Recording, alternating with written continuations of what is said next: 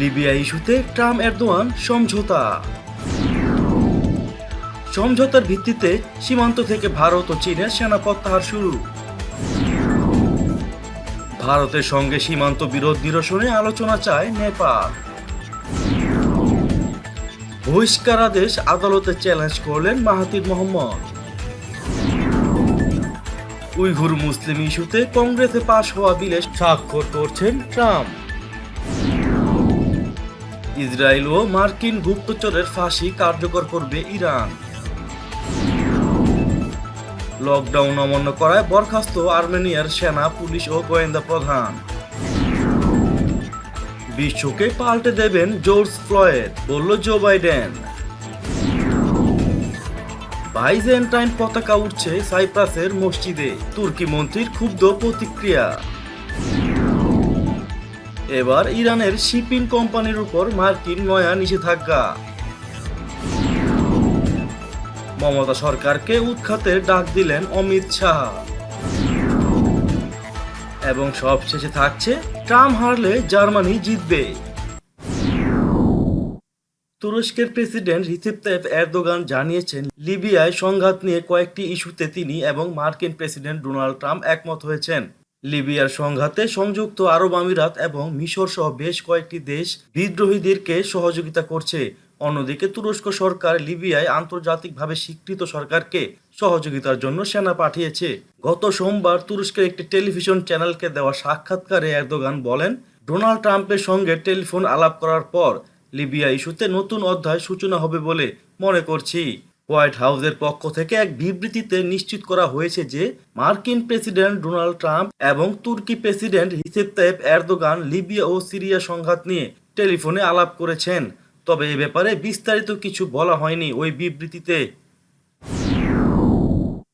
সীমান্ত বিরোধ নিরসনে সেনাবাহিনী পর্যায়ে ভারত ও চীনের মধ্যকার পরবর্তী ধাপের আলোচনা বুধবার 10 জুন অনুষ্ঠিত হওয়ার কথা রয়েছে। তার আগেই লাদাখ সীমান্তের বেশ কয়েকটি এলাকা থেকে সেনা প্রত্যাহার শুরু করেছে দুই দেশ। নিজস্ব সূত্রের বরাতে এই খবর জানিয়েছে ভারতীয় সম্প্রচার মাধ্যম এনডিটিভি। লাদাখ নিয়ে চীন ভারত বিরোধ পুরনো। গত 5 মে সন্ধ্যায় প্রায় 250 ভারতীয় ও চীনা সেনা সরাসরি সংঘাতে জড়িয়ে পড়লে পরিস্থিতি আরও জটিল হয়ে পড়ে। পরে গত 9 মে উত্তর সিকিমেও একই রকম ঘটনা ঘটে। চলমান উত্তেজনার এক পর্যায়ে ভারতের আলোচনার ডাকে সাড়া দেয় চীন। দুই দেশের মধ্যে কূটনৈতিক পর্যায়ের আলোচনার পর শুরু হয়েছে সেনা পর্যায়ের আলোচনা। বুধবার পূর্ব লাদাখের হট স্প্রিং এলাকায় দুই দেশের সেনাবাহিনীর মধ্যে পরবর্তী ধাপের আলোচনার কথা রয়েছে। ওই আলোচনার আগে সীমান্তের বিভিন্ন এলাকা থেকে উল্লেখযোগ্য পরিমাণ সেনা প্রত্যাহার করে নিয়েছে চীন। তবে বিরোধের অন্যতম কেন্দ্রস্থল পাংগং তাসো এলাকাতে এখনো অবস্থান ধরে রেখেছে চীনা সেনারা। আর সীমান্ত থেকে চীনা সেনা প্রত্যাহার করে নেওয়ায় এসব অঞ্চল থেকে ভারতও সেনা সদস্যদের প্রত্যাহার করে নিয়েছে। সীমান্ত বিরোধ নিরসনে ভারতকে আলোচনার প্রস্তাব দিয়ে উত্তরের অপেক্ষায় রয়েছে নেপাল। মঙ্গলবার মার্কিন বার্তা সংস্থা এপিকে দেওয়া সাক্ষাৎকারে নেপালের পররাষ্ট্রমন্ত্রী প্রদীপ গোয়াল জানিয়েছেন, গত বছরের নভেম্বরে ও ডিসেম্বরে ভারতকে আলোচনার অনুরোধ জানানোর পর গত মে মাসে আবারও নতুন প্রস্তাব দেওয়া হয়েছে। তিনি বলেন, আমরা সব সময় বলে এসেছি আর এখনো বলছি, আলোচনার মাধ্যমে বিরোধ নিরসন চায় নেপাল। সম্প্রতি হিমালয়ের পিপুলেক পাস এলাকায় ভারত রাস্তা নির্মাণের উদ্যোগ নিলে দেশটির সঙ্গে কূটনৈতিক বিরোধে জড়ায় নেপাল। বিতর্কিত সেই ভূখণ্ডকে নিজেদের মানচিত্রে অন্তর্ভুক্ত করার সিদ্ধান্ত নেয় নেপালের মন্ত্রিসভা। ওই মানচিত্র কার্যকরে গত 22 মে পার্লামেন্টের সংবিধানে সংশোধনীর প্রস্তাব তোলে নেপালের সরকার। বর্তমানে সেই বিলটি নিয়ে দেশটির পার্লামেন্টে আলোচনা চলছে। নিজের প্রতিষ্ঠিত দল বারসাতু থেকে দেওয়া বহিষ্কার আদেশ আদালতে চ্যালেঞ্জ করেছে মালয়েশিয়ার সাবেক প্রধানমন্ত্রী মাহাথির মোহাম্মদ। মঙ্গলবার দায়ের করা মামলায় তিনি দলটির ভারপ্রাপ্ত চেয়ারম্যানের পদ থেকে মহিউদ্দিন ইয়াসিনকে সরিয়ে দেওয়ার আর্জি জানিয়েছেন। একই সঙ্গে মাহাথির সহ 5 সংসদ সদস্যকে বহিষ্কার আদেশ দেওয়ার ক্ষমতা দলের সাধারণ সম্পাদক মোহাম্মদ সুহাইমি ইয়াহিয়ার নেই বলেও দাবি করা হয়েছে ওই মামলায়। সিঙ্গাপুরের সংবাদ চ্যানেল নিউজ এশিয়ার প্রতিবেদন থেকে এসব তথ্য জানা গেছে। চীনকে শাস্তি দিতে উইঘুর মুসলিমদের উপর নির্যাতন ইস্যুতে কংগ্রেসে পাশ হওয়া একটি বিলে স্বাক্ষর করতে যাচ্ছেন প্রেসিডেন্ট ডোনাল্ড ট্রাম্প। গত সোমবার একটি সূত্র বার্তা সংস্থা রয়টার্সকে এই তথ্য জানিয়েছে। তবে কবে নাগাদ প্রেসিডেন্ট ট্রাম্প স্বাক্ষর করবেন তা জানাননি ওই সূত্র। উইঘুর মুসলিমদের উপর নির্যাতনে চীনা কর্মকর্তাদের উপর নিষেধাজ্ঞা দিতে গত মাসে মার্কিন প্রতিনিধি পরিষদ এবং সিনেটে বিলটি সর্বসম্মতিক্রমে পাশ হয়। শিগগিরই ইসরায়েল ও মার্কিন গুপ্তচরের ফাঁসি কার্যকর করবে ইরান। দেশটির রাজধানী তেহরান মঙ্গলবার সংবাদ সম্মেলনে একথা বলেন দেশটির বিচার বিভাগের মুখপাত্র গোলাম হোসেন ইসমাইলি। তিনি জানান, সাইয়েদ মাহমুদ মুসাবি মার্কিন গোয়েন্দা সংস্থা সিআইএ ও ইসরায়েলের গোয়েন্দা সংস্থা মোসাদের গুপ্তচর। ইরানের বিপ্লবী আদালত তার বিরুদ্ধে ফাঁসির রায় দিয়েছে। সুপ্রিম কোর্ট এই রায় বহাল রেখেছেন।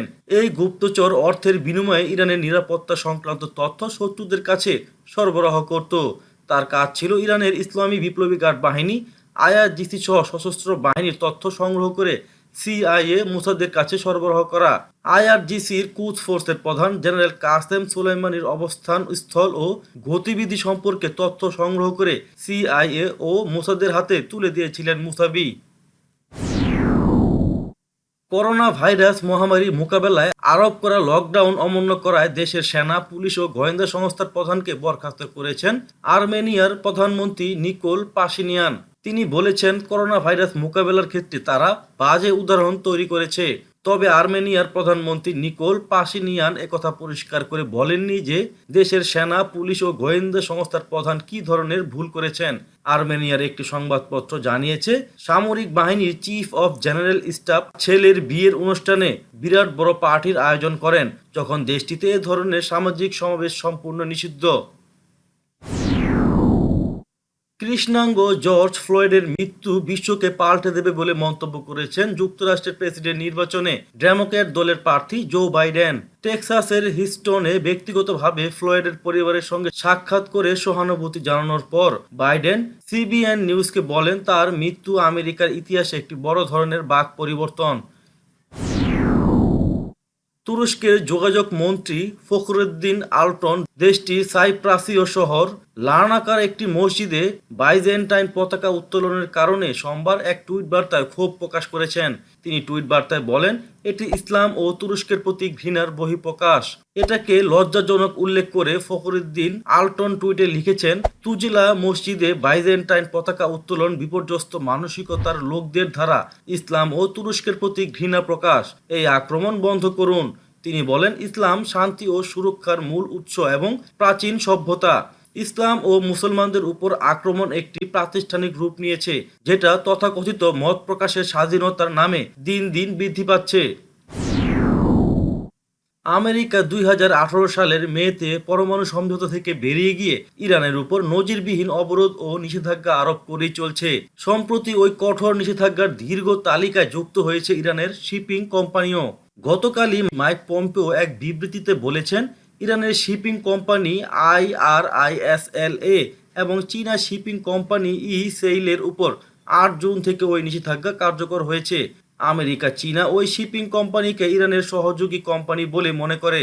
মার্কিন যুক্তরাষ্ট্র সরকার গত 6 মাস আগে ইরানের শিপিং কোম্পানি সহ তাদের সঙ্গে সংশ্লিষ্ট কয়েকটি কোম্পানির উপর নিষেধাজ্ঞা আরোপ করে। দীর্ঘ 180 দিনের সময়সীমা শেষে ওই নিষেধাজ্ঞা কার্যকর করে। পম্পেও তার বিবৃতিতে বলেছে, যেসব কোম্পানি এরপর থেকে IRSL এবং ইসেইলের মাধ্যমে পণ্য স্থানান্তর করবে তাদের উপরও নিষেধাজ্ঞা কার্যকর হবে।